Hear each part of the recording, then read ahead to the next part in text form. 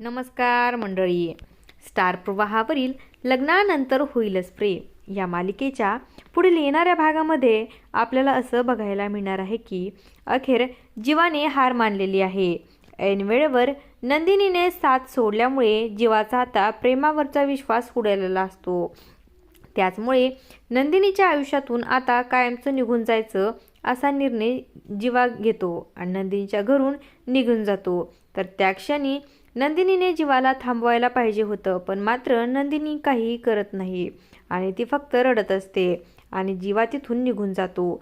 हे बघत असताना धनंजयला मात्र फारच आनंद होतो. तर गुड्डू जीवाला अडवण्याचा प्रयत्न करत असतो, पण मात्र जीवा रागातच तिथून निघून जातो. शेवटी रिक्षा मोहितेंच्या घरातून निघून गेलेली असते. शारदा नंदिनीला समजवते की अगं आता रडून काय उपयोग, बिचारा मागील 21 दिवसांपासून तुझं मन जिंकण्यासाठी वाटेल ते करत होता, पण तू कधीही त्याची किंमत केली नाहीस. त्याचं प्रेम तुला मुळीच दिसलं नाही. तर इकडे जीवा घरी आलेला असतो. सगळ्यांना असं वाटतं की तो नंदिनीला घेऊनच आला आहे. पार्थ म्हणतो की जीवा आलास तू तू पण नंदिनी कुठे आहेत? तर इकडे जीवा रागातच म्हणतो की कोण नंदिनी? नाही आली ती माझ्यासोबत, मी एकटाच घरी आलोय. कारण तुमच्या शहाण्या जगात वेड्या प्रेमाला जागा नाहीये हे कळून चुकले मला. तर इकडे वसुंधरा आता रम्याला म्हणते की अगं हे तर उलटच घडलं, पण काही असो आपल्या मनासारखं होतंय. पार्थ आता जीवाला विचारतो की अरे तू तिथे नंदिनीला कन्व्हिन्स करायचं होतंस ना, मग नक्की काय घडलं? जीवा म्हणतो की हो गेलो होतो ना, काळीज कापून हातात घेऊन गेलो होतो, कपडे काढून ठेवावं तसं माझा इगो बाजूला ठेवून गुडघे टेकवले, मान खाली घातली, नाक घासलं, पण तरीसुद्धा तिच्यात काहीही फरक पडला नाही. पण तुमच्या मनातील रागाला एवढी दार आहे की समोरच्याचे हाल झालेच पाहिजे, बरोबर ना दादा? अरे आम्ही केलेली एक चूक तुम्हाला दिसते, पण 9 एफर्ट्स कुठे जातात त्याची काही किंमत तुम्हाला वाटतच नाही. आता तूच सांगा आम्हाला की आम्ही काय करायचं की जेणेकरून तुमचा विश्वास आमच्यावर पटेल.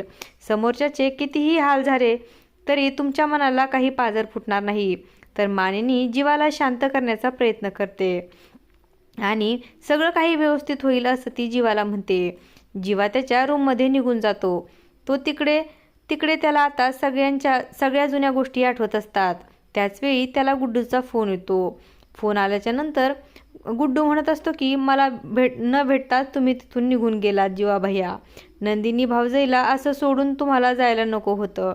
तर जीवा म्हणतो की ज्या नात्यामध्ये माणूस एकतर्फी मेहनत करतो ते कधीच सक्सेस होत नाही, आणि तसंही गेल्या 21 दिवसांमध्ये नंदिनीची नाही तर मला फक्त तुझी साथ मिळाली. प्रत्येक क्षणी माझ्या मदतीला उभा राहिलास. काळजी घे, माझं प्रेम तर नाही मिळालं मला, तुला तुझी पिंकी मिळू दे. तर गुड्डू म्हणतो की असं नका बोलू जीवा भैया, तुमचंही प्रेम तुम्हाला मिळेल. जीवा म्हणतो की आमच्या घटस्फोटाचा आता 6वा महिना आहे. तर इकडे आता पार्थने नंदिनीला फोन केलेला असतो आणि म्हणतो की तुमचा खरंच जीवावर विश्वास नाही का? तर नंदिनी काळजी करत म्हणते की जीवा सुखरूप तर पोहोचले ना घरी?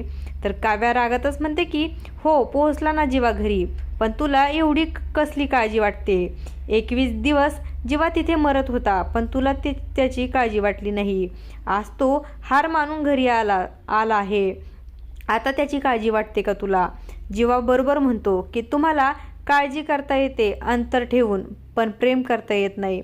स्वतःवर समोरच्यावर ताबा ठेवता येतो, पण विश्वास ठेवता येत नाही. असं काही आपल्याला या भागामध्ये बघायला मिळणार आहे. अशाच मालिकांच्या नवनवीन अपडेट्स पाहण्यासाठी आपल्या चॅनलला सबस्क्राईब करा आणि व्हिडिओ आवडला असेल तर लाईक आणि शेअर करायला विसरू नका. धन्यवाद.